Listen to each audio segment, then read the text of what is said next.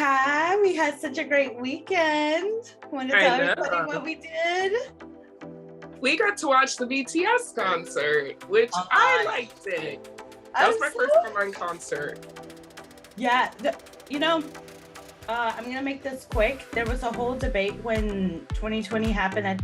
We talked about this last time when I talked about the online concert thing, that I think a lot of armies are very appreciative of what BTS did because no other artist was doing it. And when BTS was doing it, now everybody's doing it, including international artists. By the way, it flopped. That's all I'm saying. Anyways, but V was looking good. V was looking good. I was just like, I candy right there. Right, his outfit. Oh my God, the little ruffles here, and then the flared out pants. Oh my God, and then who was it? I think it was Hobie. Let me see, Hobie, Jimin. Somebody else out, help me out. Maybe it was Jungkook, but like they were wearing like mesh t-shirts, so we saw balls, and it's not yeah. And how they did Black Swan, I freaking loved it. How the backup dancers came and they looked like an actual song. I said okay, and then they do the do your thing. See, that's my favorite part is when they rock like that. I'm like, hey, that's my song. You know, and I watched them live for a while, and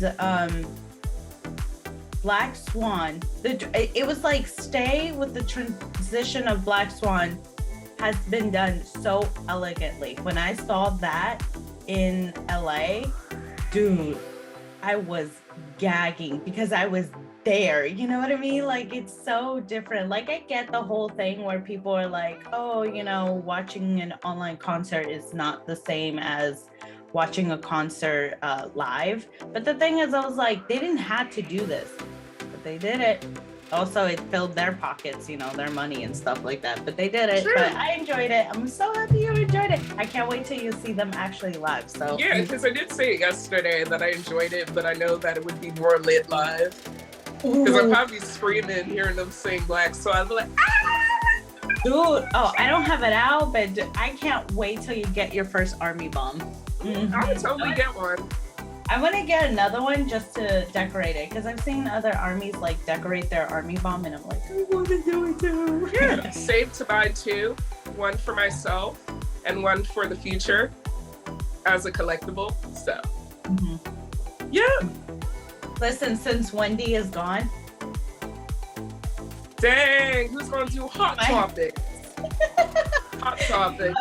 Guys, let's talk about what's going on. If you like what I'm doing, clap. Clap if you like it.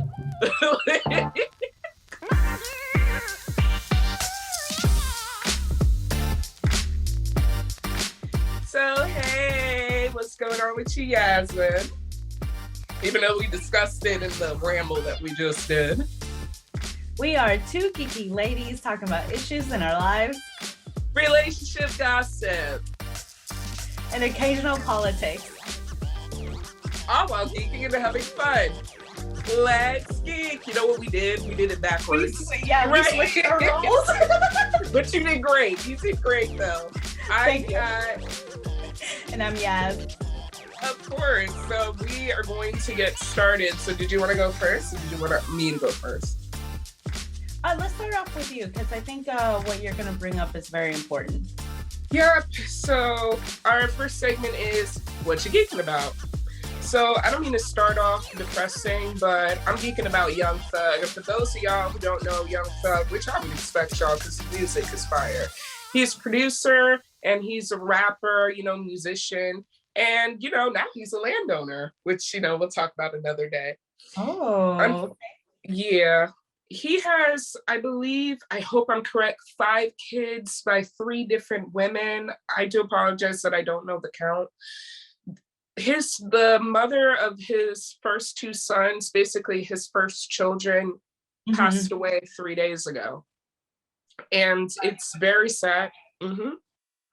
It's very sad. She was actually with him since she was 14 years old. Well, since they were kids. She was with him before he was Young Thug. So like a childhood Yeah, that was her first love. He was her first love. So, you know, I think she got pregnant at 15 or 16 and had the first son. And then, of course, later on, she had the second son before they, you know, separated. She was murdered 3 days ago over a bowling ball. Yeah, she was murdered. Yeah, when you told me, I was like, what? Yep.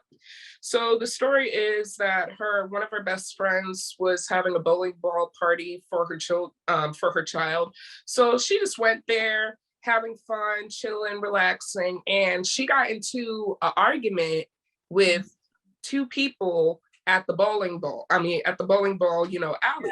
God knows, I can only make an assumption. Maybe she took their bowling ball or she took theirs or so, and they had like a little argument, you know, just something stupid and something extremely petty. About an hour goes by right after the fact. So here she is, you know, saying goodbye to, you know, her best friend's family, and she's walking to her car. One of the people, this is a husband and this is a wife. They have not released the names, at least as of the time that we're talking about this. As she's walking to her car, minding her own business, the husband takes out a gun and shoots her dead. Yep, he shot her. And the craziest thing about it is that his wife was there when he did it. Yeah. Right. So the mother of Young Thug's first child is now gone over a bowling ball tiff. Yeah, you're gonna do life in prison over a bowling ball. This woman whose oldest child is 14 years old lost their mother because of a bowling ball. Can you imagine growing up and telling like your girlfriend or whoever wants to know what happened to your mother, but then again, it's on the news and it's already recorded now. So it's sad. It's so sad.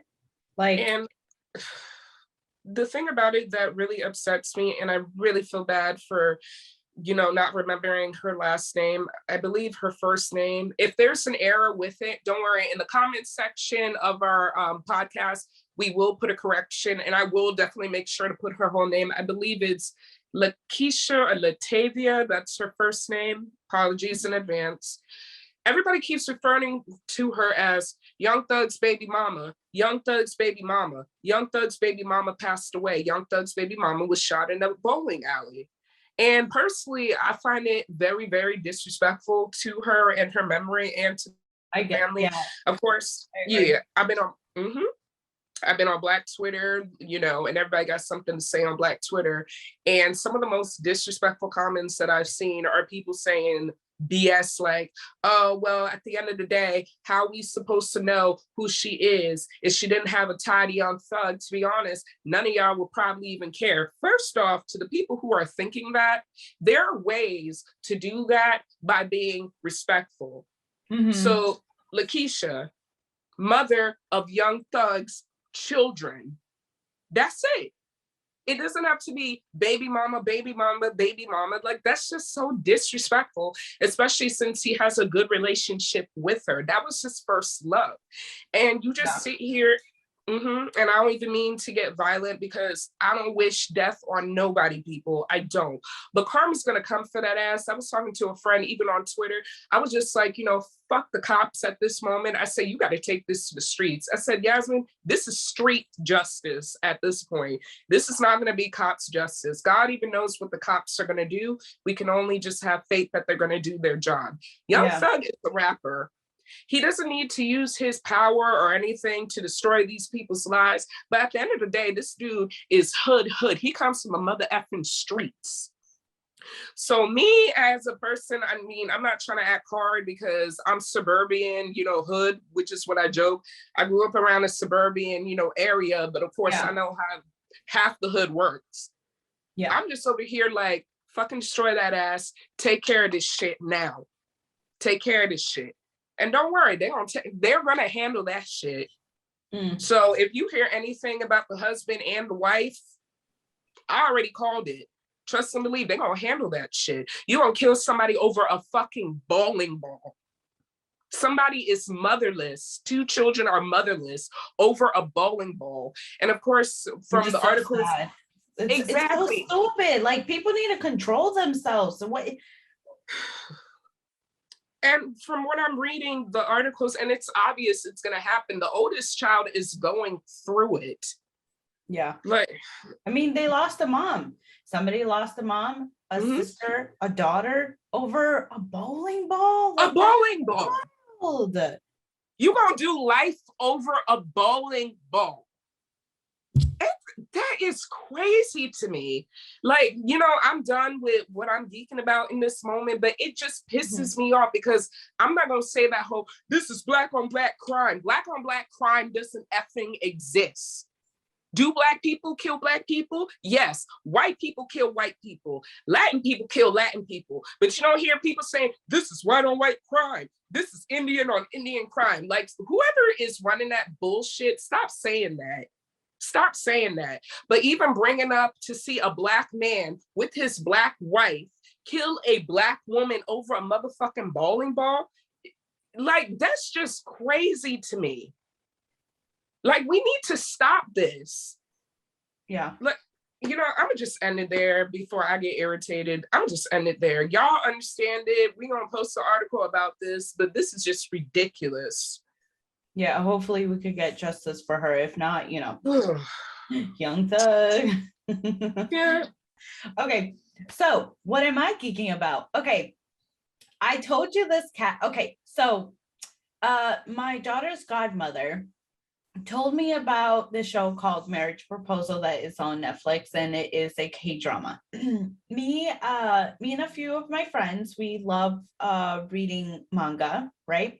And with the birth of webtoon, like, dude, webtoon is a whole different like animal. And also I just love that there are independent anime, or I don't know if I'm saying animators, illustrator, somebody else, I guess somebody else help me out here, where like you know, you have the mangas where it's like publishers or whatever and they'll pick it up, but then you have webtoons. So Kat, if you and I had a story together, we can go hire someone who does anime illustration, and they can create the story for us and we upload it on webtoon. It's really fucking cool. Yes. Anywho, so the reason why I talk about webtoon is that Marriage Proposal comes from a story that's in webtoon. I can't remember which platform it is currently, but she told me about it. And then at first I was like, sure. You know, I did the whole thing where I'm like, yeah, I'll watch it.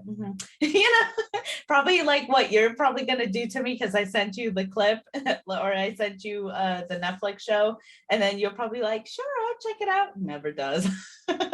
But I will, and then I'll get irritated. Like, it took me about 2 weeks to watch Squid Game when my coworker, my supervisor told me. I'm like, I'm getting to it. I will, and then I did, and I'm like, well, you were there. You were there. Yeah, I was there. I got anxiety the first episode. Well, I can tell you this. There's no anxiety in this episode. Nothing but your classic rom-com. So this is Marriage Proposal is a rom-com. So it's based on a webtoon story. And I know a few people, and here's the thing, there's no complaints. Usually there's always complaints when a story gets changed from its original source, but everybody seems to like the direction that the show is going. Right now, they have 6 episodes released as I'm currently speaking. So I think sometime in April would be the last episode. It's only 12 episodes long. So yeah, Marriage Proposal is pretty much a character, our main girl, her name is Hari, right? Yeah, Hari. And her best friend is going through this thing where the father wants the best friend to go through a marriage contract, or sorry, blind date for like an arranged marriage, but she doesn't want to do that because she actually wants to fall in love, like for real. So she gets her best friend Hari. Yo, that, you know, that's relationship goals, right? Like, Kat, if I told you, Kat, you know what, my parents are trying to make me marry, I don't want to do this, can you go and pose? I mean, I don't know how that's gonna work because you know, we 2 different shades. But like, I already knew where this is going. Yeah, but like, you know, I go and tell you, hey, can you act as my blind date and just like go scare him off? That's pretty much what she makes Hattie does. So she pays her and everything like that. The problem lies is that this guy, he's like, he's portrayed as this handsome CEO, and I'm about to get into this whole freaking genre. Oh my God. Anyways, so he's this handsome CEO. He goes on the blind date because it's not really spoiler, but he goes on the blind date to get his father off his grandfather off his back because, he's like, hey, yo, I'm getting old. I need grandkids. Go get yourself a wife. And so the funny thing is that he ends up trying to marry Hadi. And then there's this whole how should I say, the whole episodes, it's like this, buffoonery, this clownery and stuff like that, because Hattie has to pretend that she's her best friend. So it's funny. It's a classic cute rom-com. It's a K-drama and I freaking love it. I honestly told my friend, I know you don't watch K-dramas, but for my K-drama lovers out there, this type of rom-com, it's like very reminiscent of the early 2000 K-drama rom-com, and the best that I can think of that pops up in my head right now is Boys Over Flower. Let me tell you, boys. Wait, have you seen that? My friend Siandra, shout out to Siandra. She has been on my ass to watch that for years. Oh, what are you missing? Boys Over Flower is, dude, that's where my love initially for Lee Min Ho came out. I said, who is this man? I mean, every time he plays a character is very problematic, but I don't know. There's a weird, so moving on. So yeah, I recommend this show, Marriage Proposal. It's out on Netflix right now. However, it's only up to 6 episodes. They have 12 episodes total. So I think they release it every Tuesdays and Thursdays or something like that. So be mindful. You're not going to be able to binge watch it because they're still putting out episodes. So maybe it's just still wait. On? Yeah, it's on. It's ongoing. Mm-hmm. The show, but the webtoon, I believe it's completed. So yeah, so definitely check it out. I love it, dude. I'm obsessed because the shenanigans that they have, they're so cute. Okay, let me get into the real tea about this show and why I'm actually watching it. All right, so you know how I just said that I was over watching K-dramas? Mm-hmm. Okay, so my thing is, the reason why I stopped is because certain things were getting repetitive, characters were being repetitive and all this stuff. One of the biggest issue I have when it comes to stories, period, when you have a character like the CEO, this is going to be no spoil, I don't think a spoiler. I'm going to try my best not to make it spoiling, but one of my pet peeves of whenever they make a character have this thing where they've never fallen in love, Cat. They don't know what that feeling is, they have no interest in being in a relationship and anything like that, right? There's certain shows that kind of forces the character to fall in love, where it's it's like, oh, I hate you, and then the next episode, you know what, I saw you trip and I fell in love. And it's like, huh, where's the story development in this? And I think Marriage Proposal does some, I haven't read I'm currently reading the webtoon version of it. So I'm trying to see the comparison. However, I'm already episode 5 in the show. And I can tell you every episode, they're giving me exactly what I'm like, okay. For now, I give it an 8.5 out of 10 for the show. The rating's gonna change once the show is completed, so I want people to know before they get pissed off at me. Hey, why are you putting 8.5? Now let me tell you, there's always gonna be that one person. Listen, I'm only on episode 5 and I'm giving it 8.5. Okay, take it or leave it. But my thing is, every episode they do this thing where their conversation's natural, right? Even though it's all this shenanigan, she's having to put on a wig to pretend like she's her best friend and stuff like that. But I like that they're changing the CEO, I forget his name, but the CEO to start realizing shit, why do I care about this girl? Now we're realizing he's actually becoming invested in her. Now he's getting the feeling, that's what I like. It's like a growth of a character. So that's all I'm gonna say because I don't want to spoil it.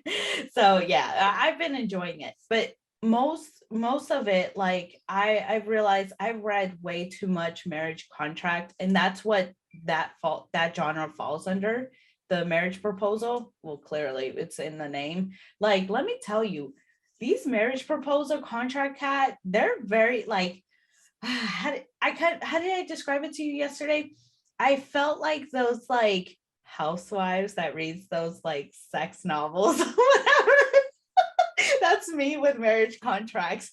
So, but a lot of them are problematic because they're for some reason they have this trope for the CEO to do the R. Yeah. And it's like, ooh, why? Like, why? And then the girl falls in love. Like, they literally pulled Cuidado con el Ángel. Do you remember me talking about that novela? Cuidado con el Ángel? Yeah, that sounds familiar. Which one is that about? It's the one where Maite Perroni and oh god, what's that guy, Latin guy again? Ooh, I'm falling in a bank. Okay, you probably know the meme. It's the meme where the girl is blind and she gets hit on a car and she's rolling on the car and hits her head on that's Cuidado con el Ángel. Well, anyways, the premise of that show, it's like in the first episode, the girl is running away because she got, the R from the guy, and then the writers thought like it would be a cool idea to like, let's find a way to make her fall in love with her artist. So that's what a lot of these marriage contracts does, and it's weird. So I mean, it's a weird trope, but when you pass that, some of them, they're really good. I'm glad that there are some marriage contract that don't even have that. So yeah. Okay, I'm done. I'm just really geeking about that, man. I'm really obsessed with that show. I can't wait to you. It's a beautiful, funny rom-com, like everything, and the chemistry between the actors, whoever casted them, that's what I'm gonna do. Whoever casted them. So now to get to our main topic, what are we geeking on, Yasmin? Villains. Yeah, we're geeking on villains. So we're gonna pick some villains that, are villains, or are they misunderstood? Sure. Do you want me to get started? All right, first villain I'm going to pick, and this is a very popular villain, the Joker from Batman, DC Comics.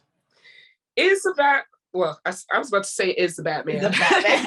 Is the Joker a villain? In my opinion, yes, he is. He's evil.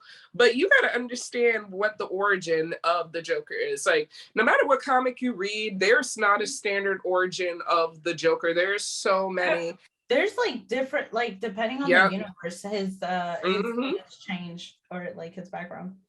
Yeah, there was one where he's a comedian and his wife was pregnant and something happened to his wife and she passed away and it drove him insane. But the most popular one is when he was a criminal, and he took on the persona Red Hood. And of course, this version of it is that, he was doing, a criminal crime with a bunch of people, and Batman was doing what he does best, just pulling up on people and beating their ass, randomly. Yeah, and in the process of him running, he basically trips over the rails and falls into like a big pool of chemicals, and it drives him nuts. Oh, right. Yeah. Made his lips red, gave him pale skin that's basically white, turned his hair green. Like what they did with the Suicide Squad. Do you remember that scene? Yeah, basically that, and he just went. But they romanticized the F out of that. Oh my God, we really need to stop romanticizing this. The Joker has his controversies because he's just plain evil. For example, he killed Jason Todd. I don't know if you remember that storyline. Jason Todd is the second, it's the second Robin after Dick Grayson. When he killed Robin. Yeah, the second Robin. I honestly forget the storyline behind it, but it was a very controversial storyline. Let's be honest, I agree. Jason Todd was one of the worst Robins. He sucked. He was boring. Ho, why is you here? Like, literally. And, you know, the people who are reading the comments got to vote on the ending, like, hey, does Jason Todd live or does Jason Todd die? You as a reader pick. And most readers picked that he should die because they were just over it. He beat him and beat him and beat him with a, you know, rail. What's it called? A crowbar, and then he died. Yes. Another thing that ended up happening is that, of course, Barbara Gordon, who's basically Batgirl, he shot her, put her in a wheelchair, and she became the Oracle later.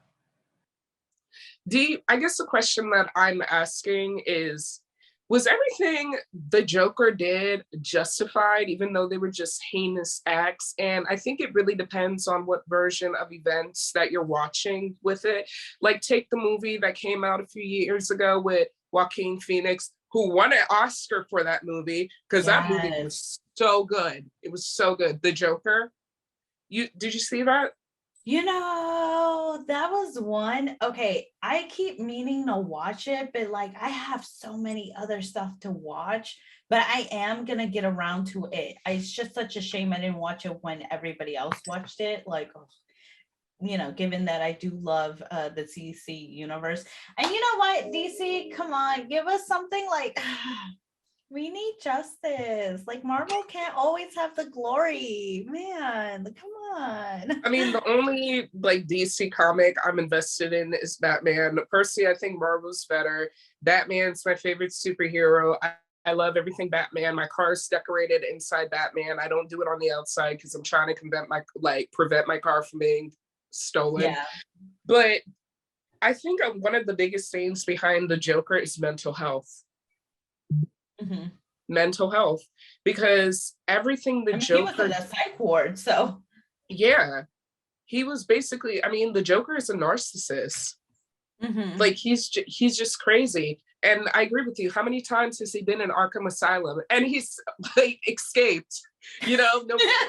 Honestly, I feel like at this point they do it on purpose. So Exactly. You know what? Exactly. Conspiracy. Batman actually plots his escape so he can always go and beat his ass.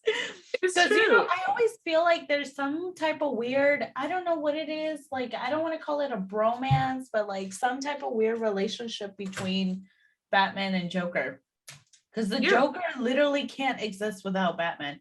Exactly. Didn't they play something like that? Like in one of the episodes, they did something, or they played around with the idea, like where Joker's like, he was like, "What do you mean, Batman? It's gone?" Or it's not. Am I imagining it? This was in no. There was a storyline about that. Yeah. I feel like it was in the animation version. Mm-hmm.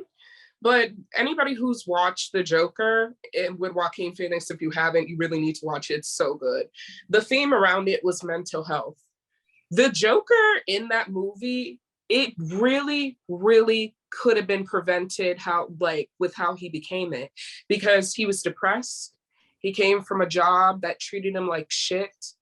He was in love with a chick next door who he knew he could never have.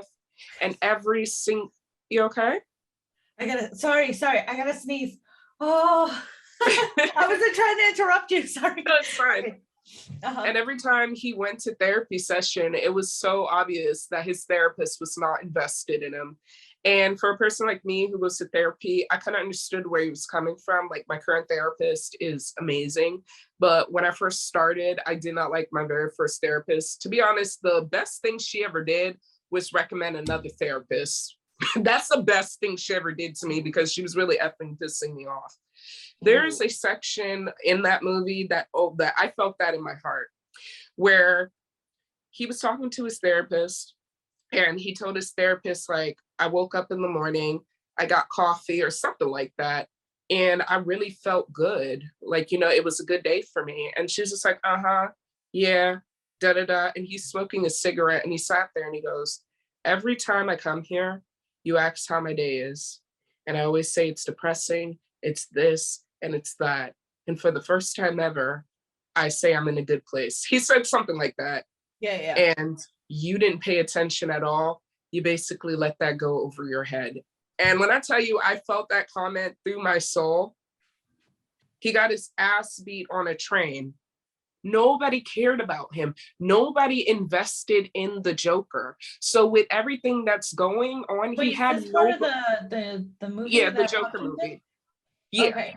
So yeah, I'm talking about this version. So Okay, I'm gonna jump in after you're finished because there's yeah, something so that I want to talk about. because he had nobody, it's like it was understandable why he became who he was in that version.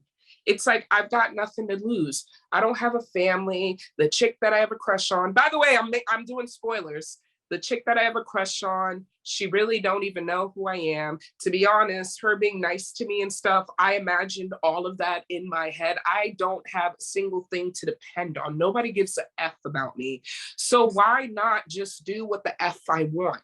Especially when he was sitting down on that talk show talking to, you know, the talk show host.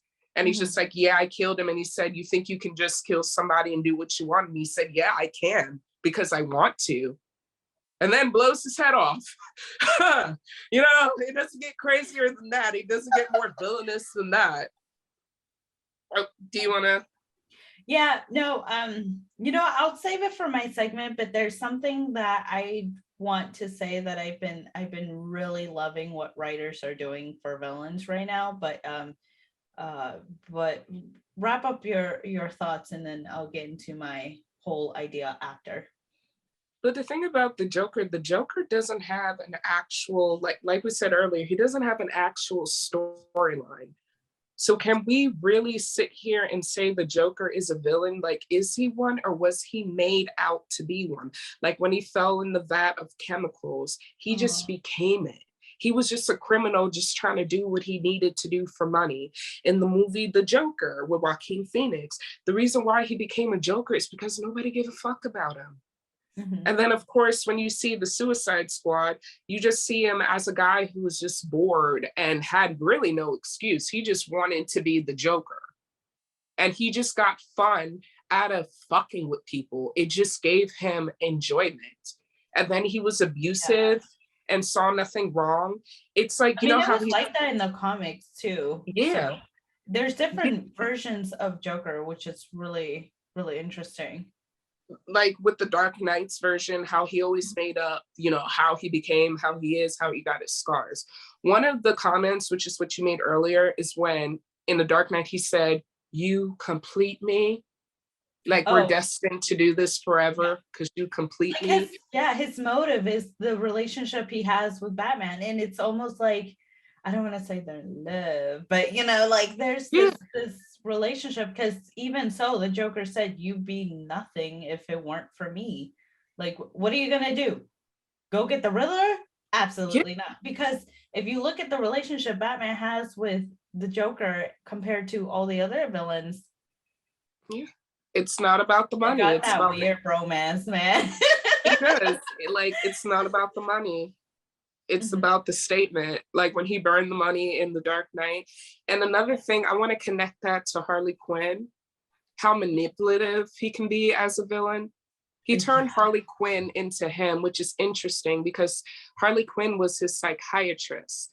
She's the one that's supposed to heal him, but he ended up switching the tables around her. We already know he was an abusive guy. He beat her ass all the time, like Ike and Tina.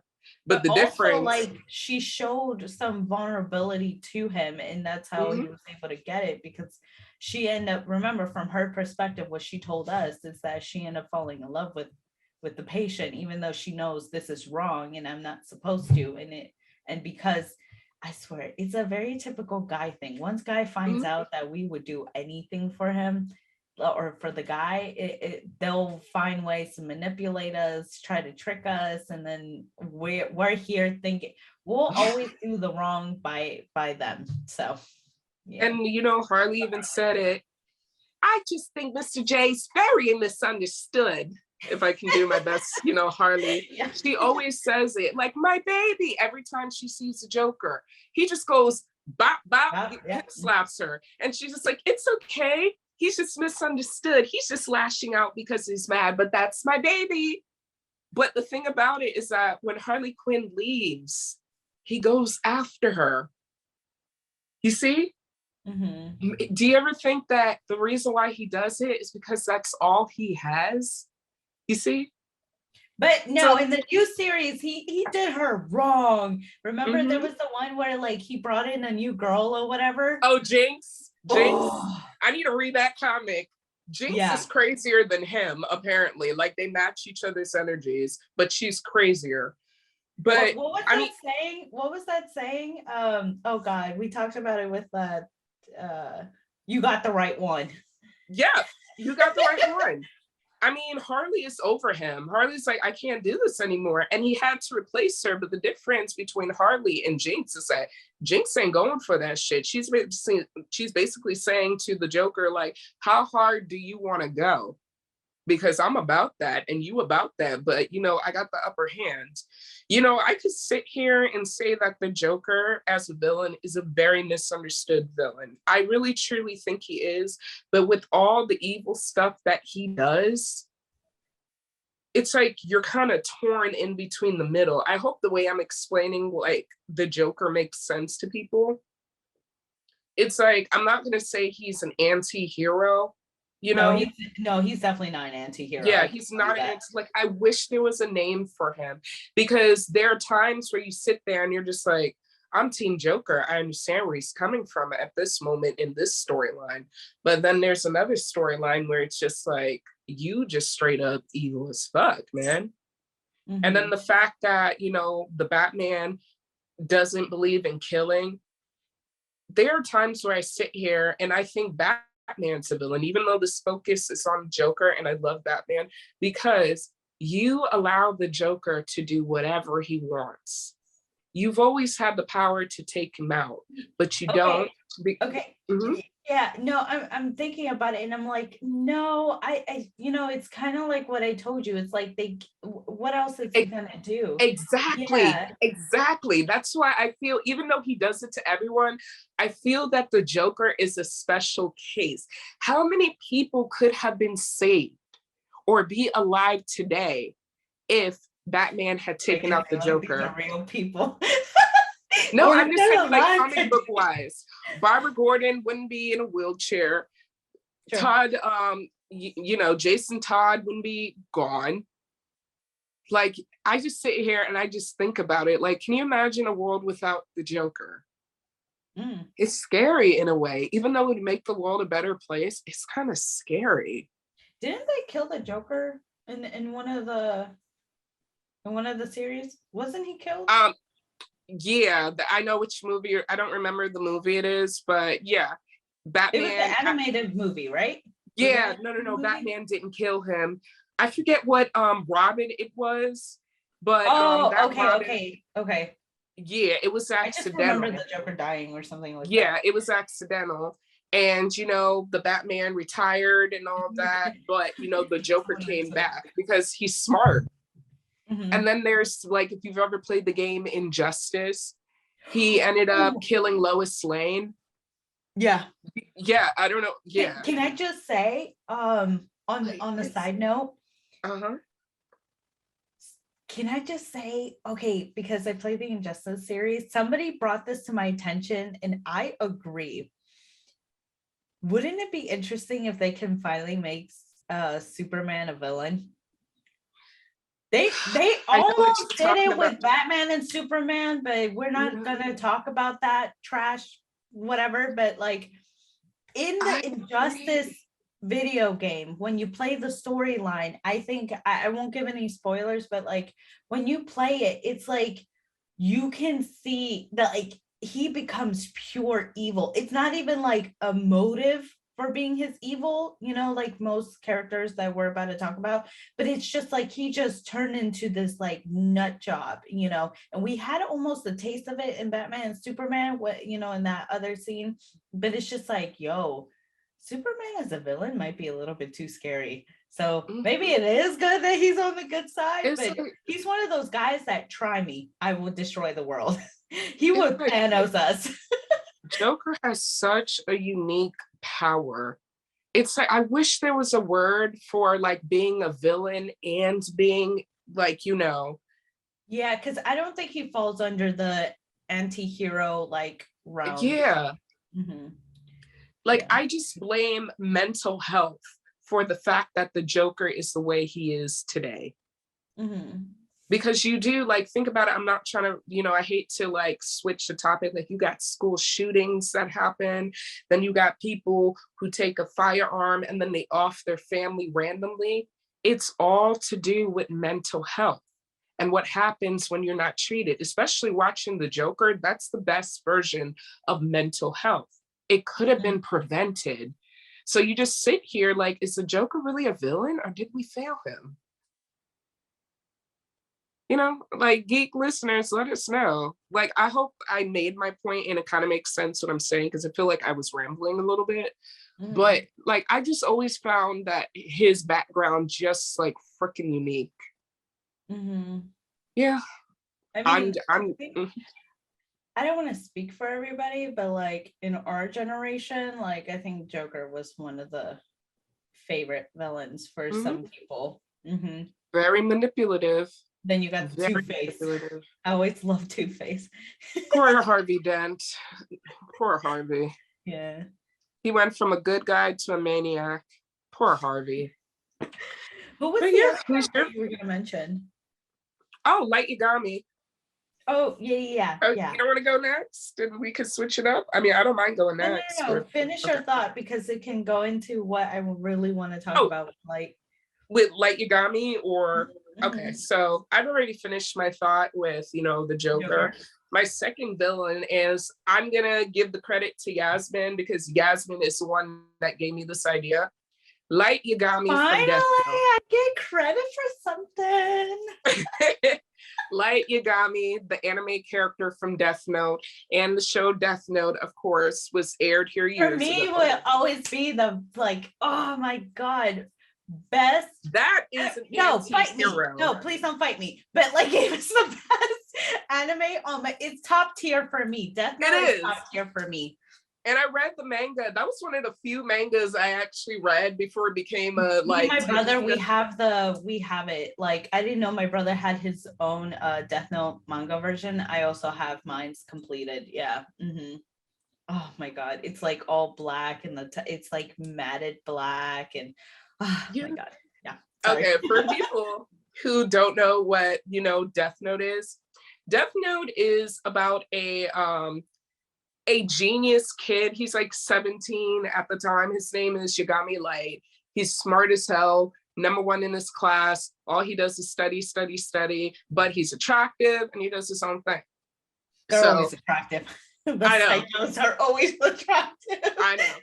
He was minding his own business, walking one day, and he sees a black book, and it says Death Note on it. So he's just like, okay, a journal, cool. He opens the book, and there are a set of rules, like whoever's name that you write in it, they will die by a heart attack.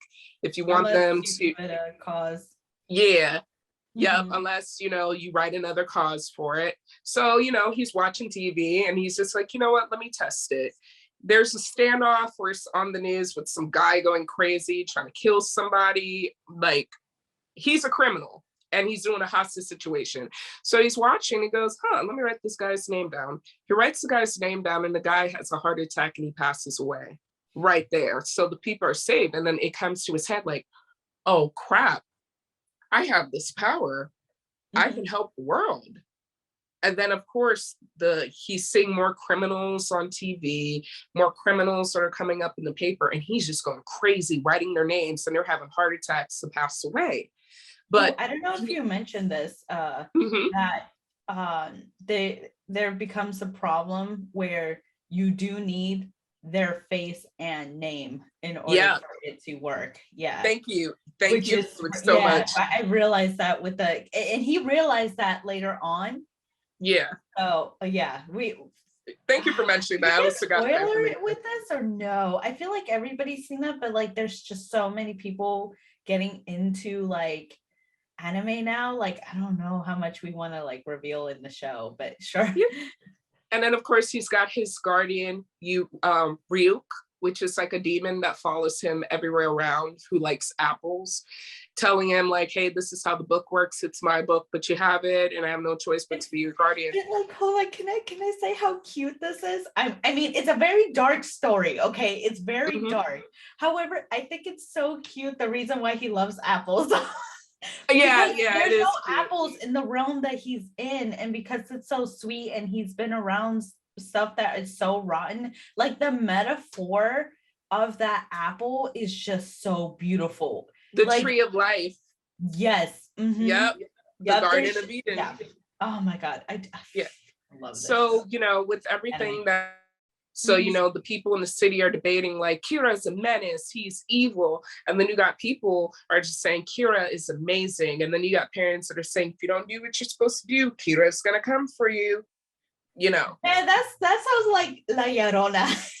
I was gonna say that. Yes, and I'm dead ass. I swear to you, I was gonna say that, but I didn't know how you would feel with it coming out like that. So I'm glad you went for it. Yes, basically like that. But of course, his father is chief of police, and they're being investigated. But the thing you gotta ask yourself: was he doing wrong? Because believe it or not, Yasmin, I was team Light the whole entire time. Trust me, I was there with you too. But the relationship between him and Elle, by the way, after Elle, the story, like that's like, oh, yeah, it was bad. So just explaining. I mean, it was okay. It wasn't bad, but it was it just like the Batman and the Joker situation. Elle and Light, oh my God, like they balanced each other out. Oh, I freaking loved it. It was okay. But continuing with it, you know, his father was chief of police and they were beginning to investigate it, and they hired him, which was, you know, kind of effed up because, you know, the father didn't know his son was Kira. But at the same time, because he's such an intelligent guy, Light is, he was over here. He was over here basically still doing what he was doing, while keeping track of what his dad and the police force were doing.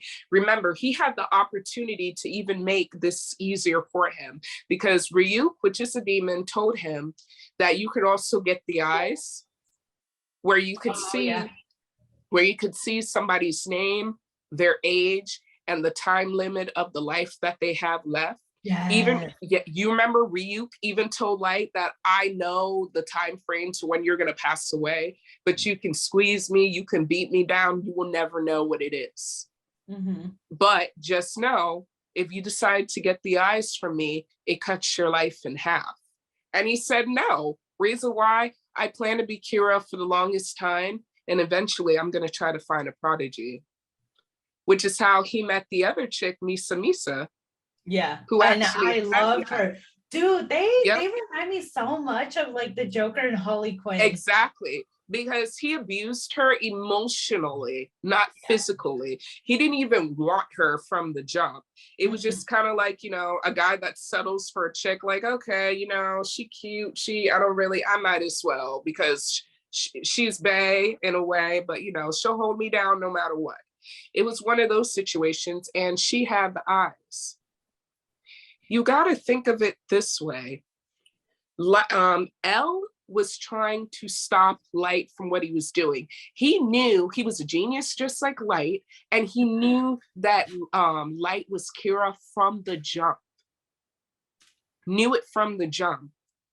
But the thing about it, Yasmin, was what Light was doing a bad thing? Because I sat here and I've thought about it since the show. I said, I understand how it looks, but what Light was trying to do was a good thing. He was trying to make the world better.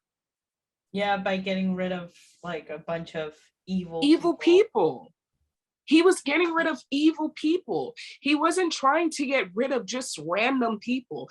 And the randoms that he did get rid of, he kind of had no choice, because if those people knew what he was doing, they would have tried to stop him. Right, but see, that becomes a problem because then you lose your sense of morality at that point, because it's no longer about doing what he thought was justice. And there's that whole thing, like I even tell my kids, don't do justice yourself, let the justice system do it. Listen, we're not going to talk about that right now, okay? We're talking about an anime.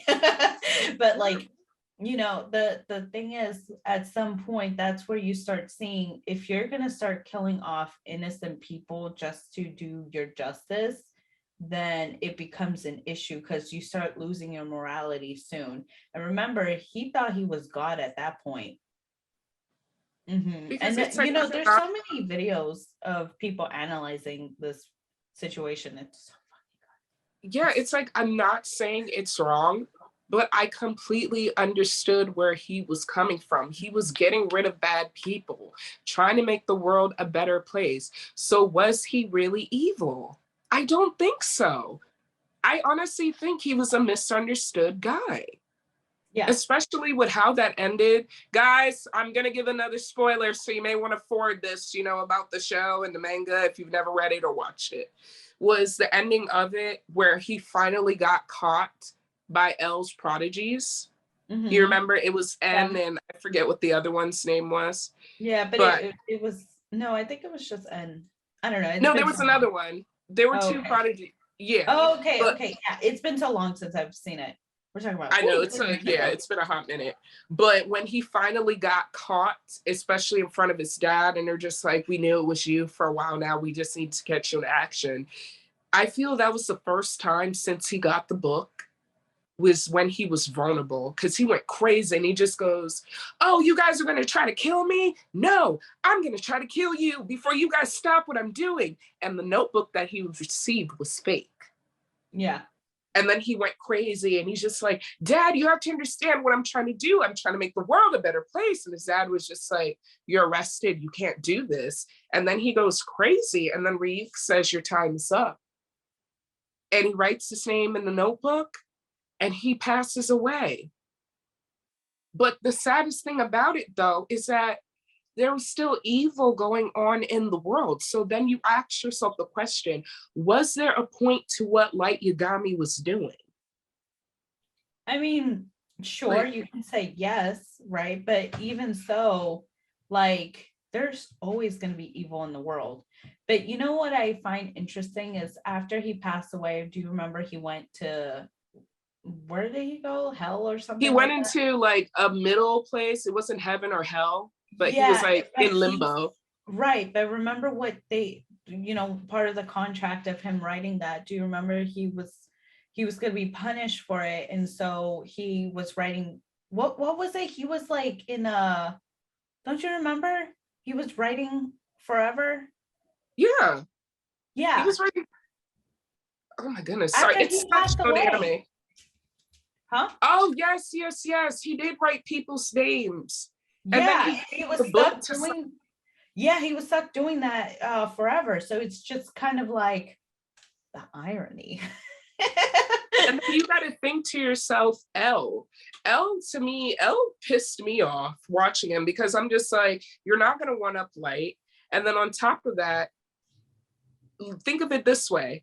L's name was L, whereas Light's name was Light. Mm-hmm. When you think of Light, at least to me, analyzing heaven, mm-hmm. Yeah, and then they played a lot of concepts of that in the show. Or like it's like seeing, like, legit, we see the light, I see what's going on, I see the change I want to see. Whereas L is just trying to shut that down. He's just like, I don't even care. I'm just shutting down your whole operation. You're not God. You, like, Kira's crazy. I mean, he's not God. Wrong by that, though. He's not wrong into thinking that, because it's always that thing. You can't play God. Yes, these people need to be punished, but at the same time, you can't play God. It's like his whole idea. It's like Light's Batman. I'm sorry, it's like L was Batman in a way. It's like, do you know how many people could be saved if these other people were gone? It's like, you're reducing the crime rate, but at the same time, it is true, we cannot play God. But it was like, in this sense, I totally understood where Light was coming from, and I was Team Kira. I really was Team Kira. Those debates you get with people are just like, I know. I was Team Kira all the way. Yeah, you understood what I'm coming from. Yeah. He was trying to make the world a better place. Mm-hmm. That's it. like, but at the end of the day, I guess no, like that like storyline has always bothered me because it's like you're conflicted. Yeah, yeah. Listeners, if you had the power, would you take out criminals and people who do SA and people who like to our other women or our other guys, children, people who touch children? Like, he was taking those people out. The Yeah, only time because he the took out an justice innocent. system wasn't doing anything, and that's when he was like, Exactly. yeah. Exactly. He only took out an innocent person that was trying to stop him. That's it. He never just, like, if we were in that anime, he never just looked at me and said, okay, Catherine, you took a candy bar from the store. I'm gonna write your name so you can have a heart attack and you're out. Like, it was just like, okay, Catherine, you beat this dude's A, and you basically stabbed him 3 times in hopes of killing him. Yep, I am definitely writing your name in this book. Yeah. That's a tricky one. I feel like it's more trickier than the Joker because, like I said, the thing behind the Joker is mental health, whereas the thing behind, Death Note is just like, is it bad if you have the power to make the world a better place? So, is it a bad thing? We don't know in what aspect though. Right, but like okay, so now I can get into my segment. Now, I had a hard time trying to come up with what villains I want to talk about, but since I'm a storyteller myself, I'm like, you know what, let me talk about it in the writings and what writers have been doing, which I freaking love. Traditionally, if you look at like stories that is told to us in children form, a villain is a villain no matter what they do. They are a villain, right? And as story progress and people are like hungry for more, like, I guess, a different sort of, I guess we can say this is like a different form of morality, right? I think in the mid 2000s, early 2000 actually, with The Sopranos, you have the birth of the anti-hero, right? A lot of things a lot of writers have been doing lately is that you take what used to be a villain and you try to, I don't want to say normalize them, but like get the audience to understand their ideals, right? And this is where you come in, Catherine, where you start feeling conflicted because you know what he's doing is wrong, but at the same time, it's like understandable. It's so good. Yeah, exactly. It's like the sense of justice within, right? And I've always thought that this was an interesting topic. I don't know if Light would be considered an anti-hero because I don't think he's written out. No, I don't think so. Because like honestly, anti-heroes are like the guy from The Soprano or Walter from Breaking Bad. You know what I mean? It's like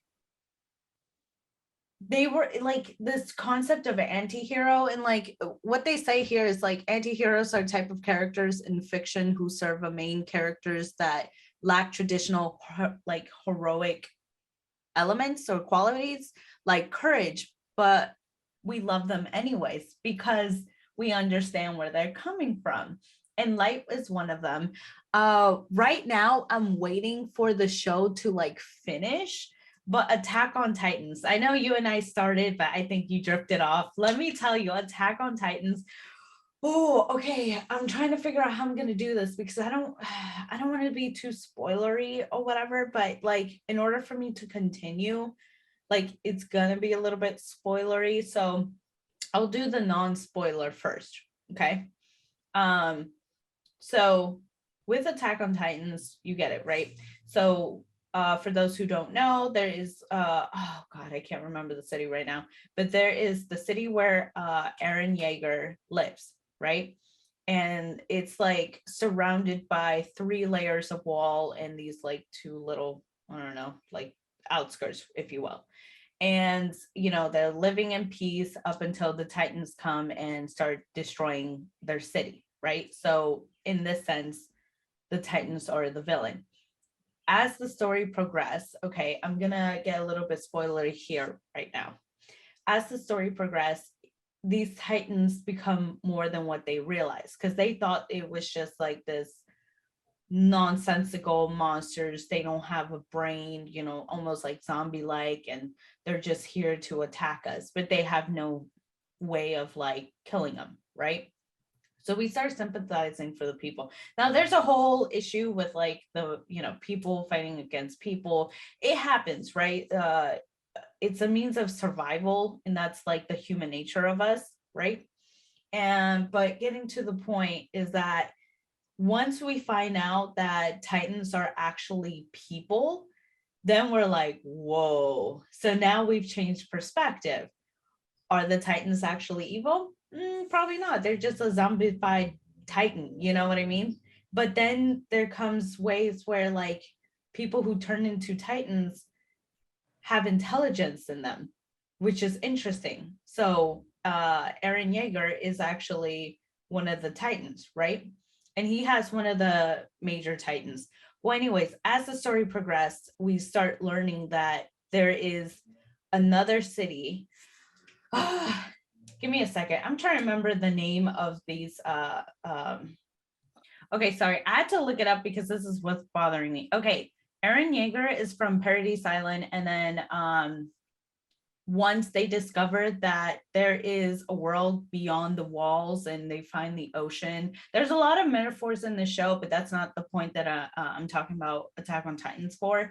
And they realize that where they originally come from is from a place called Marley. But once they found out that's where they come from, people had the power because they used the serum to turn into Titans. Well, the thing is, once Eren understood the timeline, right? Because he had what was the founder of the Titans, meaning, oh boy, here we go. He literally, he saw the future, past, and present. This man, for him to stop like this whole changing everybody into Titans, this dude, wait, do you even care, Kat? You know, No. I'll let Okay, you go. cool. I'll Okay. let you go. Okay. So I read the manga from beginning end. A lot of people are still catching up with the anime.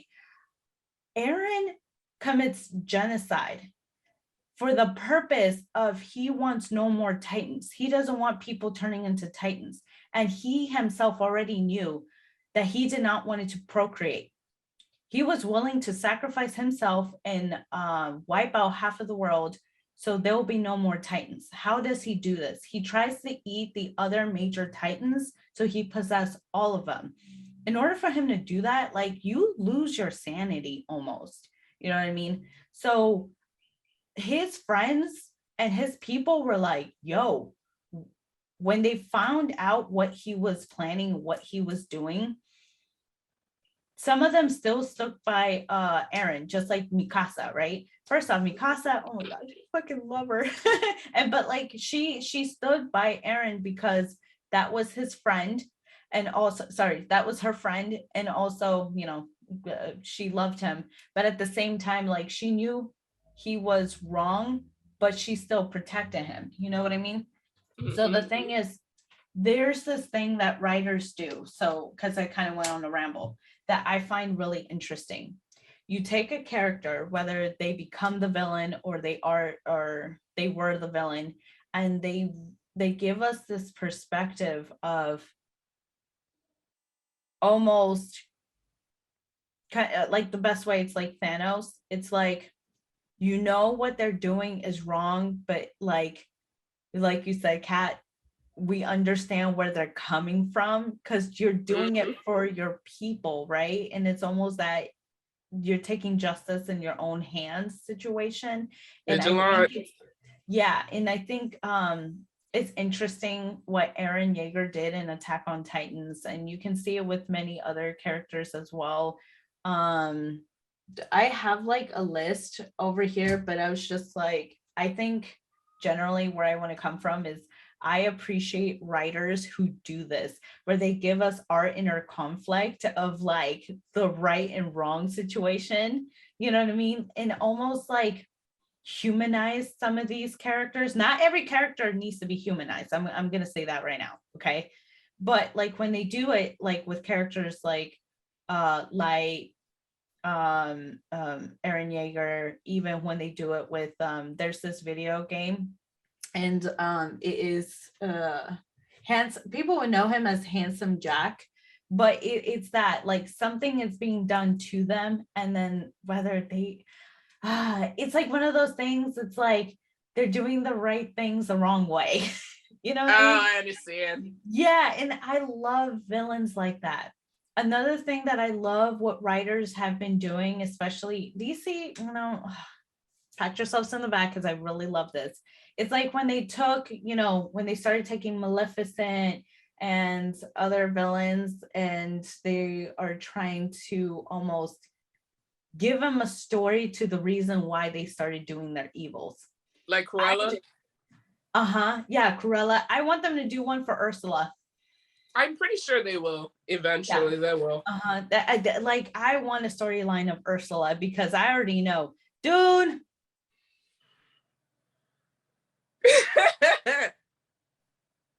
That mofo got. I know he did her wrong. What's his name? Honestly, I love Cruella's. Wait, what's his name again? Oh my god, I'm blanking out. Maleficent. We got Maleficent. No. The Little Mermaid's father. Oh, King Triton. Asshole. Every storyline I've ever heard him in, because he comes from the Greek mythology. He always has some arrogant, backup, effed up story, and he a dog. He's just like Zeus. Zeus, you know what? That's another thing. Zeus is a villain. Think about it. No, I don't think he's an anti-hero, nothing. A lot of people see Zeus as his villain. If you look at the stories, like if you look at what he does to his siblings, to his family, what he did to like what he did in order for what's her face to like make Hercules go crazy, Zeus's wife. Hera, at least in the Disney movie. I think it's it's the same. It's Hera. Like in Greek mythology, he was married to another person, but in the like Disney version, he's married to Hera. Okay, because the thing is, the whole reason why Hera was such an asshole to Hercules is because he was birthed from Zeus and a mortal. So she went, do you see all the like shit that he's done? He's going down to the world, He's a villain. Tricks. He was getting them claps, those cheeks clapped. Well, he was clapping them cheeks. After a while, she might be like Mimi, so delusional. Like, why are you still with him? Like right. Do you know how many for the money and the power? Man has so many children. Anyway, sorry, I'm like drifting off to the wrong thing. Sorry, he pisses me off. Like, I love this story, but I was like, I just realized, I was like, you know what? Depending on the story, because I know Disney, like, as much as I like Disney and I hate them at the same time, because I was like, you take stories where and people do effed up. Yeah. Remember, I said it in our Disney episode. They like to Swiffer a lot of stuff. like, they made Zeus such a wholesome father. I'm like, no, he's not. It's like, why you gotta lie, Disney? Why you gotta lie? No, why you gotta lie, He had multiple women, multiple children everywhere. Like, ooh, my goodness. But anyways, my point is, like, I really like when writers start writing anti-heroes. Like, you are almost, not every character, because I want to be careful how I say this, because I think it's really interesting when you start humanizing a character and giving us a different perspective, where it's just like, okay, I see where he comes from, right? I see where he comes from, and whether it's right or wrong, you know what I mean? Yeah. That's all I was gonna say. I'm done with mine, but yeah, I feel bad because I have a lot of characters in mind. It's just for some reason I'm blanking out, and I was just like, you know what? I actually wrote a paper about this in college with the whole anti-hero situation. I at some point was obsessed with anti-heroes because it's just like some of the anti-heroes you can relate to them, right? Because you do these bad things to either support your family, give back to your community and all this stuff. I'm not saying what they do is right. Like Aaron, you really had to commit genocide. You really had to get like half of the population. I understand why you're doing it because you're trying to kill it. But at sometimes you got to think, just because you think what you are doing correct at this very moment doesn't mean that when you are gone, it's going to change. Things are going to start back up again, because there's this theory with Attack on Titans where oh, spoiler. Well, we've been alerting this whole thing, but like Eren dies. And the thing is, injustice. You know what? That's a spoiler I don't think I needed, but it's okay. I asked for it. Damn. So, okay. No, it's okay. It's okay. I know. It's okay. I'm not mad about it. I'm just like, damn. I didn't expect you to say that one. But it's okay. I'm not taking it personal. At least it's just revenge for for the Mimi thing. So. Wait. Well, who did I say the Mimi for? No, Mimi and Love and Hip Hop. No. Who did I give that example for? I said it so fast. Oh, crud. Damn. Who did I Damn. Well, I am drinking wine, if that gives me an excuse. Okay, I have ADD, so it's fine. Okay, well, the point is, yeah, he dies, girl. Damn. At least saving the world. But here's the thing, though. This is the point that I like what writers do, is that even though he did what he did and he still passed away, there's still injustice happening afterwards. And I don't think the Titan powers ever died. I don't remember.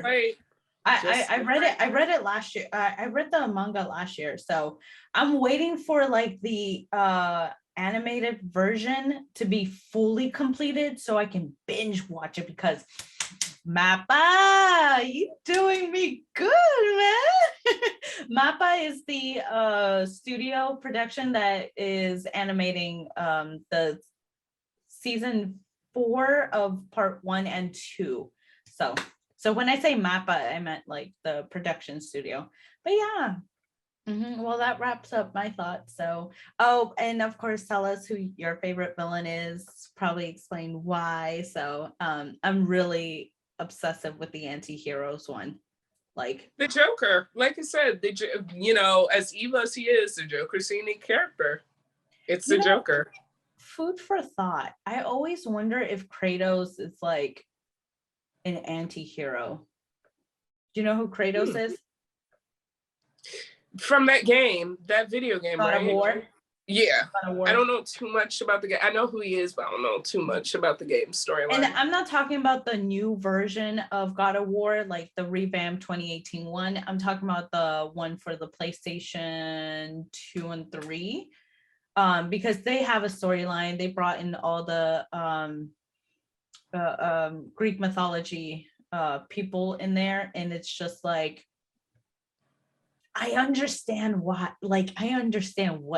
he did what he did, but it's just like, I don't know if he really falls under an anti-hero, because he starts off as this like arrogant character, So I don't know. And his drive was always his wife.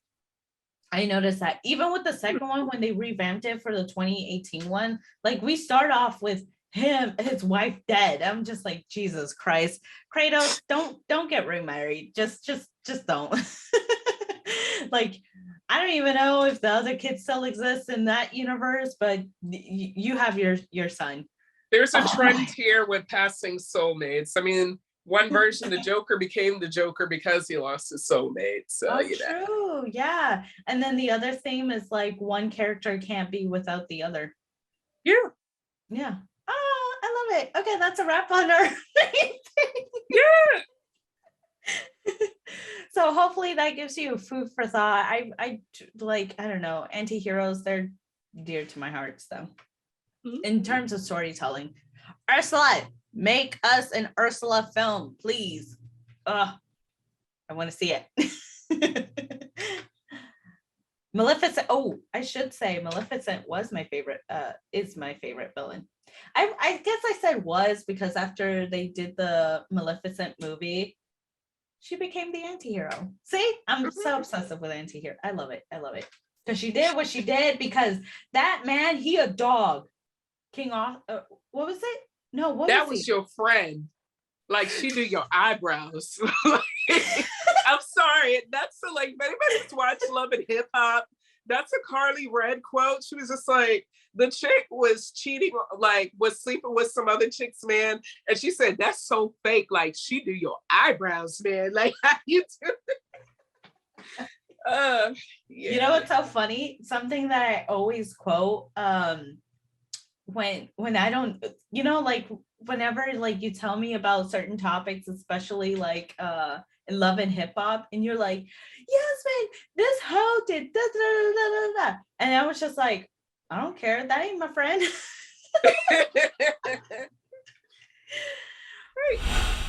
Okay, now for a segment, y vamos con el chisme. Dude, I'm so excited. Okay, first, okay, breaking news, because this is literally popping on my Twitter feed as we speak at the time of this recording. Okay, now I've said this before, and I know I keep saying it, so like this will be the last time I'm going to say this. I've been an OG K-pop listener for a while. And then, sorry. Big Bang is coming back. They're gonna have a comeback. Dude, they've been off the radar. Oh my God, girl. I gotta tell you the tea at different time. There was a huge controversy with Big Bang. Like somebody, I remember somebody told me, I was driving somebody in an Uber and I told them the controversy with Big Bang. They were like, you lying. I know you lying. This sounds like it's straight off a movie. They went into their Google and then they searched up Big Bang controversy, and she was like, oh, sorry, I don't want to misgender them, but like, they were like, oh, wow. Like, that was it. Like, oh, wow, you were right. Like, this is true. I was like, I told you. Yeah. What was the controversy? Ooh. Okay, really quickly. One of the members was kind of like in this little ring of disgusting men. We were talking about CEOs, actors, other singers. They were literally taking photos of girls and sharing it within them, and essays, and they are in jail, as they should. However, I do want to say this, and a lot of people have said this, even the Korean community has said this. The punishment of stuff like this is not high enough in Korea.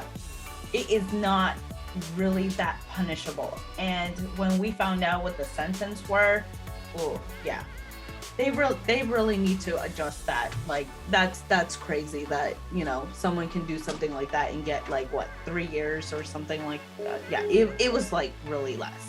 Like they made it seem like it was like a petty punishment or something. With the punishment that they got, that sounded like a petty one. Anyways, we're not gonna get into that. However, so I'm hoping that idiot doesn't come in and it's just like the so yeah, they're making a comeback. So oh my goodness, I see it right here.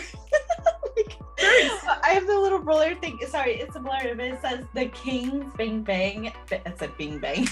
That's how excited I am. I can't even speak English right now. Big Bang is having a comeback April 5th. Oh my God, nice. I'm so excited. Very impressive.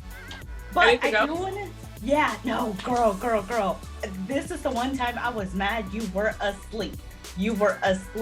Twitter was lit. You know, I told you.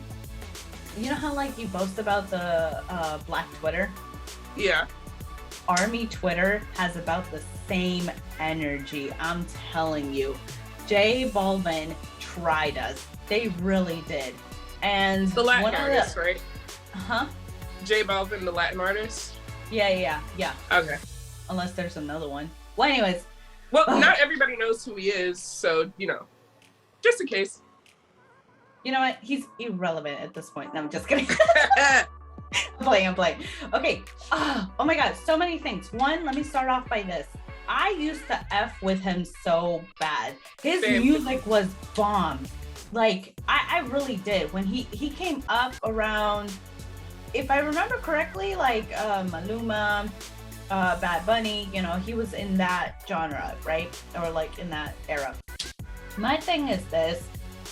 I don't know if the fame, it's one of those sad stories where the fame has finally got to you.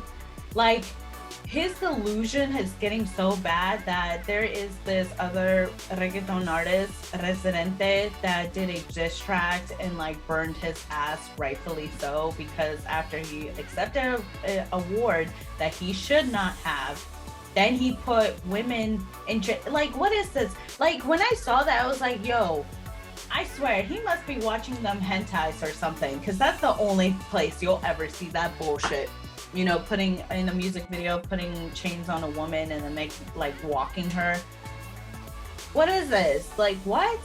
Anywho. That's some future mess.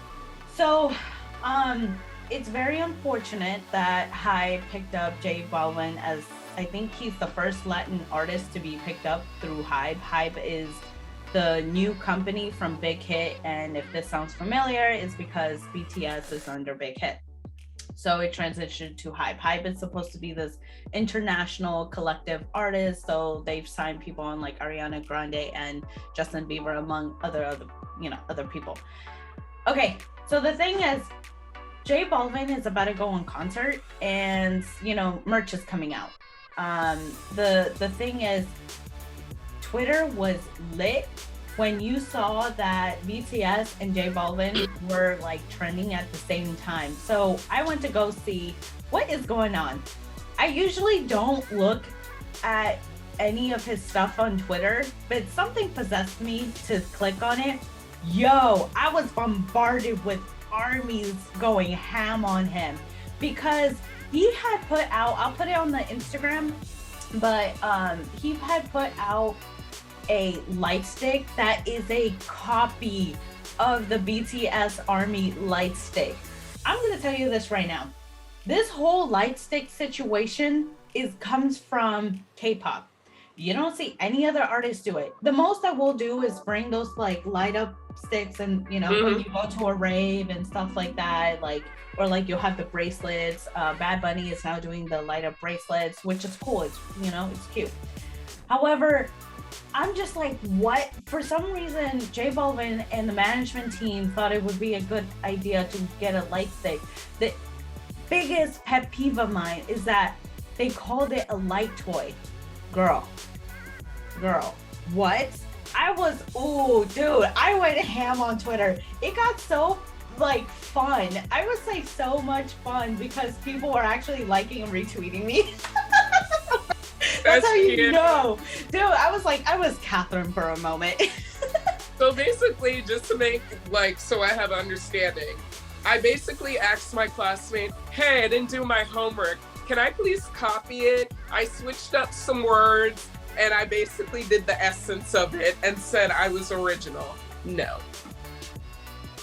But the fact is, they called it a light toy. I was like, what is this? It was so annoying. I think because we blew up Twitter, really, like, I think we were blowing up on Twitter so much about this situation that within maybe less than 20 minutes, they took it off the website, as they should. Ah! Yeah. And then I started seeing some idiots sorry, I shouldn't call them idiots, but you know. Anyways, the thing is, like, a lot of them were like, oh, but isn't J Balvin under Hybe? Yes, but I think a lot of people don't understand that when you create an item, a merchandise, whatever it is, you still have that copyright law with your material. So yes, you could be under the same company and you can still plagiarize yourself, or you could still plagiarize each other. You know what I mean? Company does it sometimes. They'll plagiarize their own song. They'll plagiarize their own like company, whatever it is. But there's still a protection law when it comes to you creating stuff. You know what I mean? So it's kind of like you and me, Kat. Like if we start creating merch and then maybe you want to drift off and like create your own stuff, girl, if you do something similar to the Let's Geek, here's the suing paper. And it's just like, here's the counter sue. It's just like, you can't counter sue that. You can't counter sue that. Well, anyways, that's all I was gonna say. And you know, clearly J Balvin didn't like learn his lesson from Residente. I made a joke on Twitter where I said clearly like J Balvin didn't like you know, understand the message that Residente did. So armies came back with the KO. Like, yeah, and I put the one where it's like we're putting our hair back and we're putting on that. I love that meme.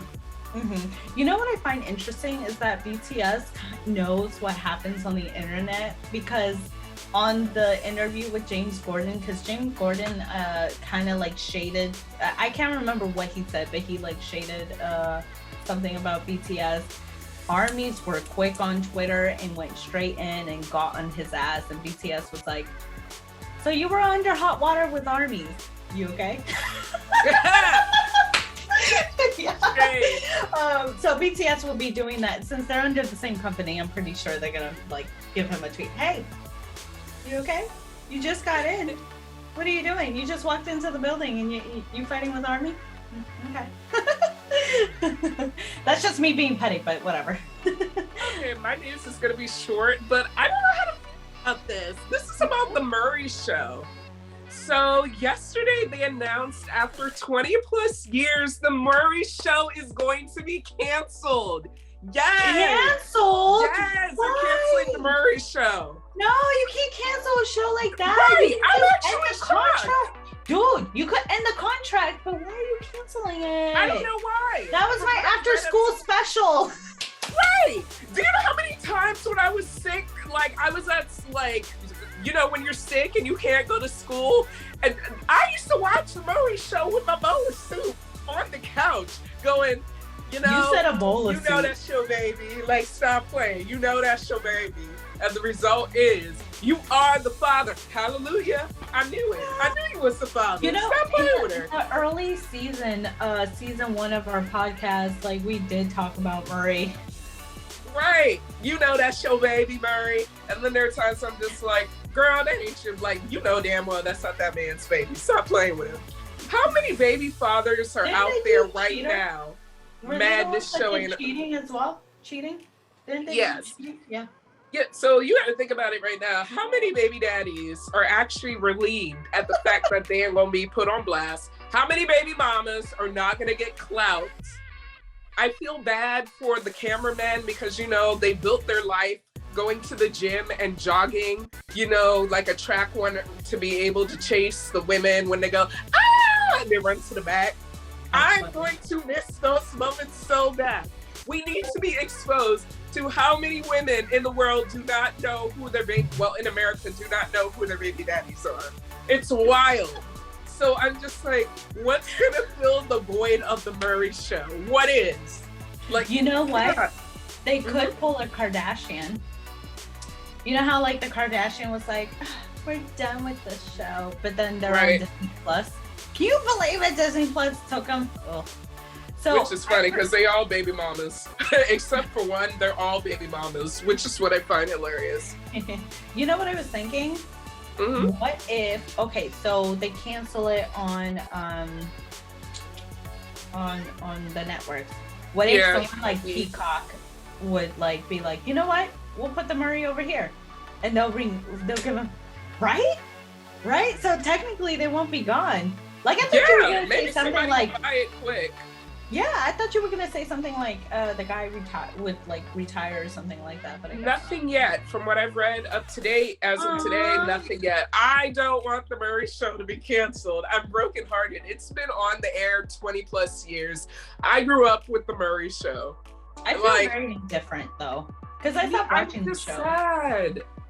I stopped watching the show. So you are the father, or you're not the father, and then they go running in the back and the dude's like, hey!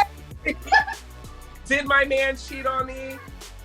So when it comes to Janet, you asked Jonathan, did he cheat on you? The lie detector test proves that it is a lie. What? And then she started hitting him. You cheated on me? You cheated on me? Or then you got the other one.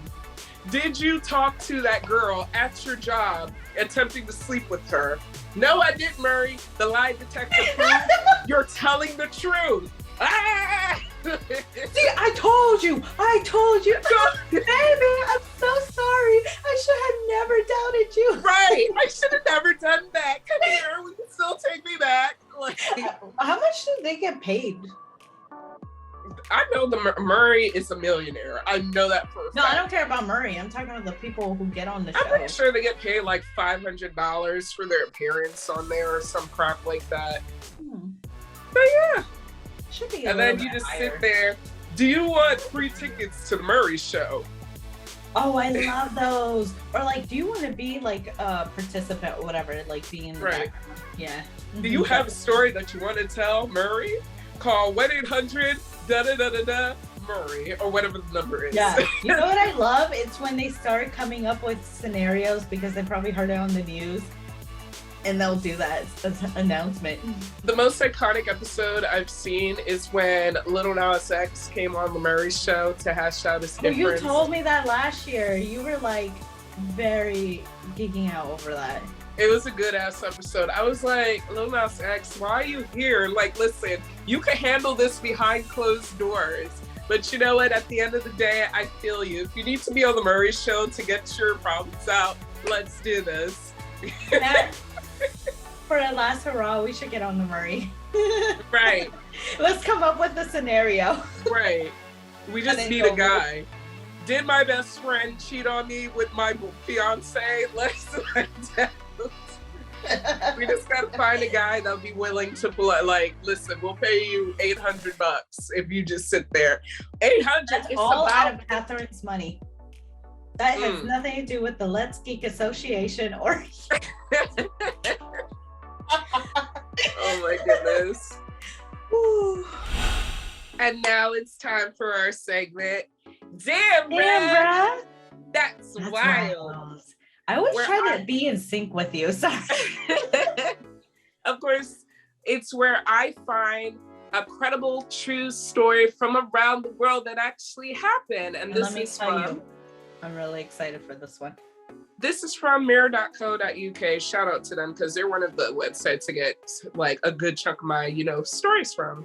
Mm-hmm. And this story is called, I hated the engagement ring my fiance bought me. So I asked him to buy me a new one.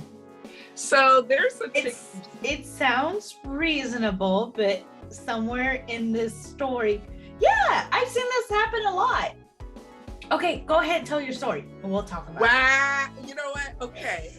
So this is actually a TikTok video and I will put the comments. So I'll always post a link to our wild stories. So there's this woman, I don't know what state she lives in, but she and her boyfriend have been together, I think like 7+ years or something like that. Uh-huh. And she has always told her when they've talked about marriage that she wants a unique kind of ring, like some diamond ring that has a halo on it. That's just the one she wants. Yeah, so her boyfriend, after working a while and, scrapping and saving up money, he buys her a diamond crusted ring that's in the shape of a heart. So he gets down on one knee, God knows where he did it, maybe a party, whatever. And, she accepts, like, oh my God, I'll get married, I love you. But then when she looks at the ring, she's kind of like, this is not the ring that I wanted. So she basically said that she asked him like, hey, can you give me another ring? Because I don't like the ring that you bought me. So of course people on TikTok were mad, and she was just like, I'm sorry, that's not the ring that I wanted. And you know, there are people in the comment section saying, you're crap, you're this, you're that. He took his time out to buy it because it was unique. And she's just like, I understand how y'all feel, but this is not the ring I wanted. Like, I wanted a diamond crescent ring with a halo on it. So her boyfriend, who's better than me personally, took the ring back to the jewelry store he bought it from, got a refund back, and exchanged it for the diamond crusted, you know, engagement ring that she really wanted with the halo. So now I sit here and I'm just like, you are a charisma, uniqueness, nerve, and talent. So if you break down the letters of that word, charisma, C, uniqueness, U, nerves, and talent. No. Personally, that's what I think you are, because that is just a terrible thing to do. It's the thought that counts.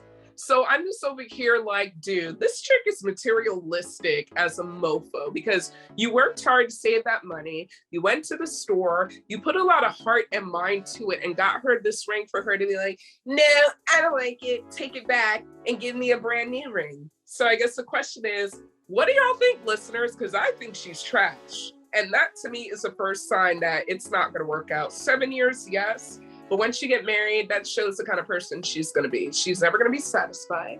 And on top of that, she's materialistic. So, I mean, you should have known that. Okay, here's my thing, right?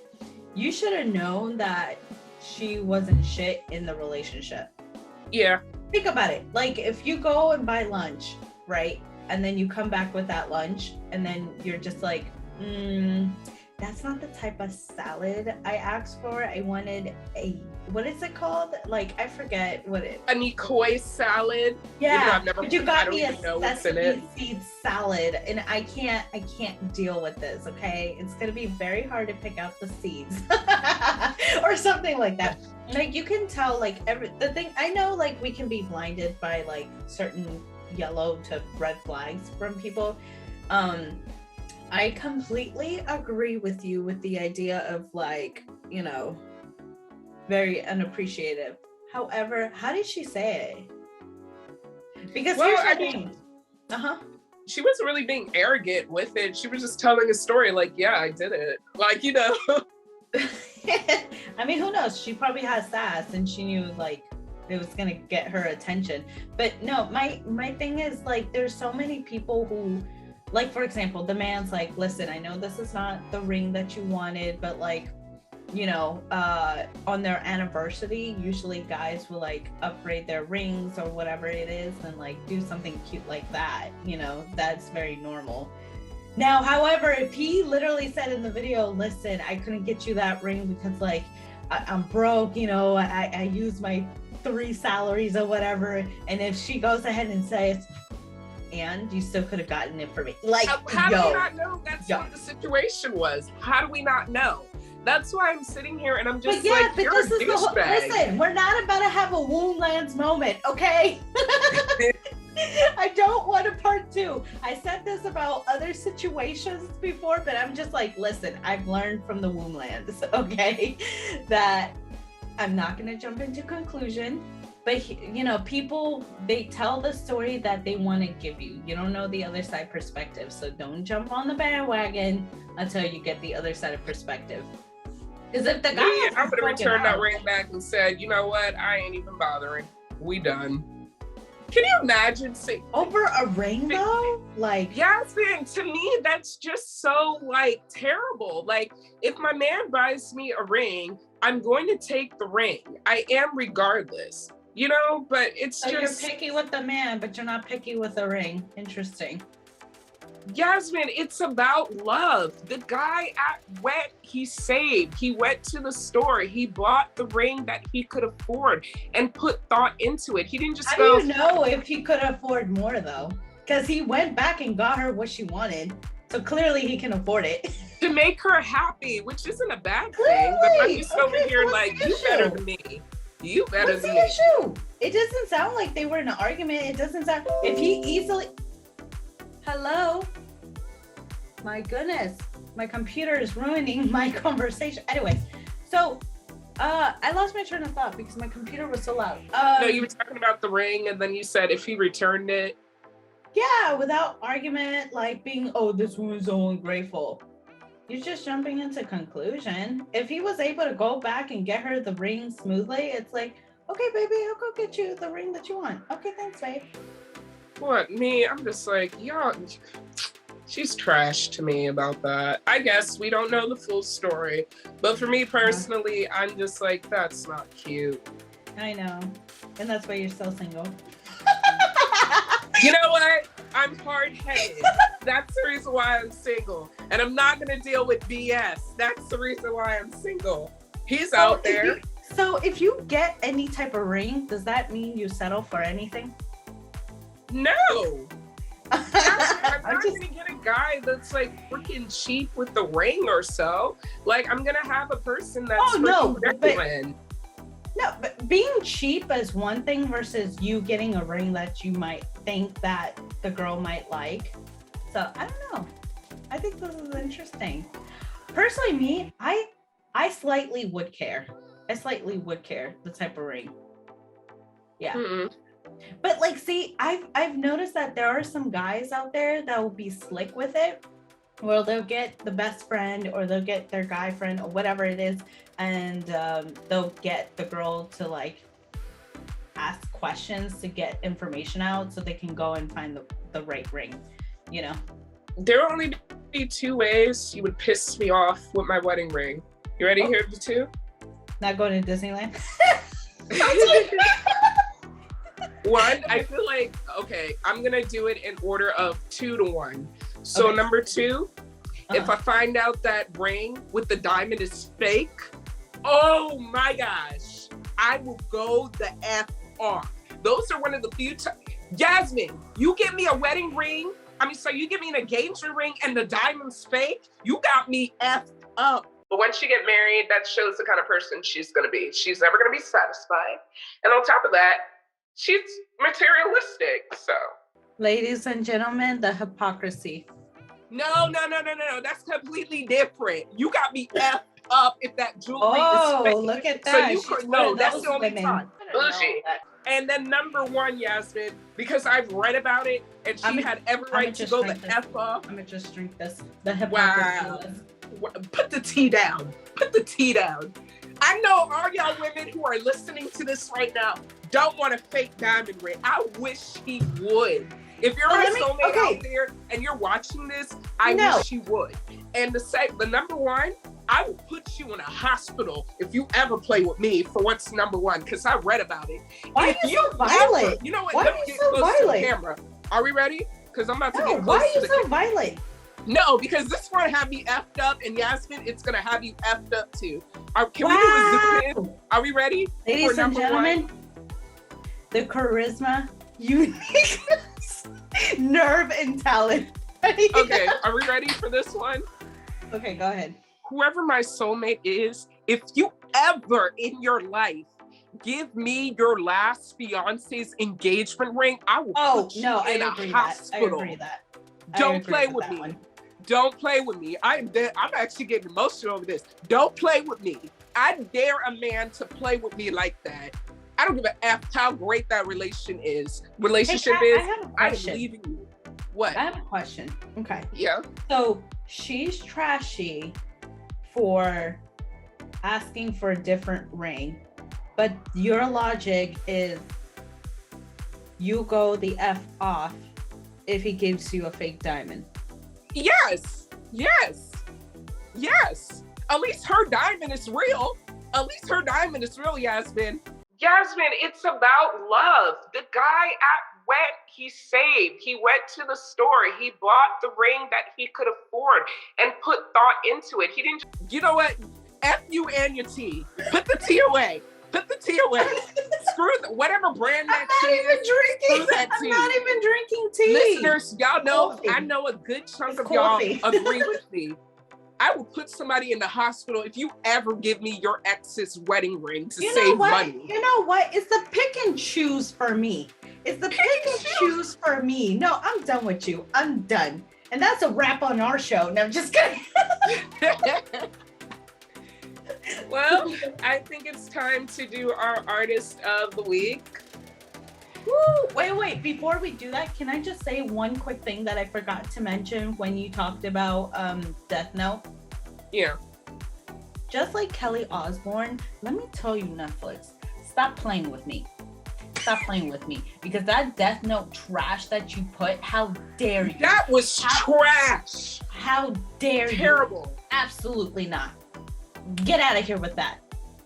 Listen. Don't even watch that on Netflix. Just watch the original 2-part Death Note movie that came out in Japan like years prior. The Japanese. That was good. I actually have them. I have both of them. Oh, okay. I have them in DVD. Oh yes. Mm-hmm. Stop playing with me. You know what? Let the Asian production do the adaptation. If you're not gonna do that, stop getting these white writers on the team. Do it in its original language and then leave it at that. That's how you can have a successful thing, along with the stupid Dragon Ball. That shit should have never existed. Yeah, it's trash too. And the Avatar, trash. Somebody kill it. Sorry, The Last Airbender, trash. Like, I don't understand. Just hire the actual correct writers and keep it in its original language, please. Stop with these crazy adaptations. Oh my God. I couldn't believe it. The only thing I would give him props for was Ryuk. That's the only thing I'll give him. Ryuk. Yeah. And people made a meme out of Ryuk where they would cut that actor out and they'll put themselves in. And when Ryuk is going all over the place, it's a cute trend on TikTok. I saw it. What is it, last year or something like that? But yeah. Anywho, I'm done. Sorry, I just couldn't forgive him. Sorry. Our artist of the week is Denzel Harden, and this is interesting because I actually met him on Twitter. He just randomly followed me on Twitter. Yeah. I tweeted something and I think he liked my tweet or retweeted me. So I looked at his page just out of curiosity because I didn't know who he was at the time. And I realized he was an artist. So, I DM'd him and he was like, sure, I'd love to be on your podcast. And he sent me his music and stuff. So thank you so much, Denzel, for letting us, have your music. Hi guys, so this is Kat from the future. I made an error when I did Denzel's song, so we are not doing the song Floods, we are doing the song You Got It Bad. So, enjoy! Bye! Bye.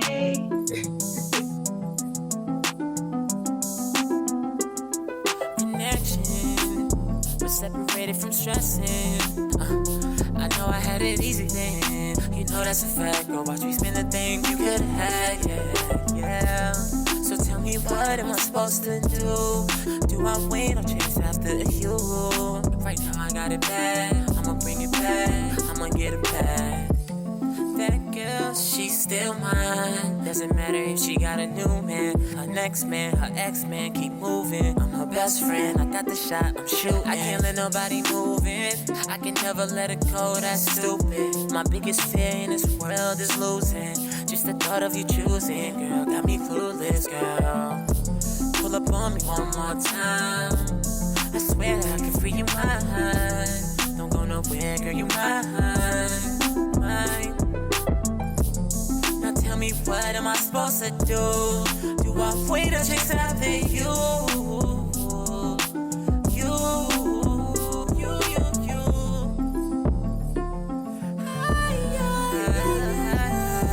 Her next man, her ex-man, keep moving. I'm her best friend, I got the shot. Right now I got it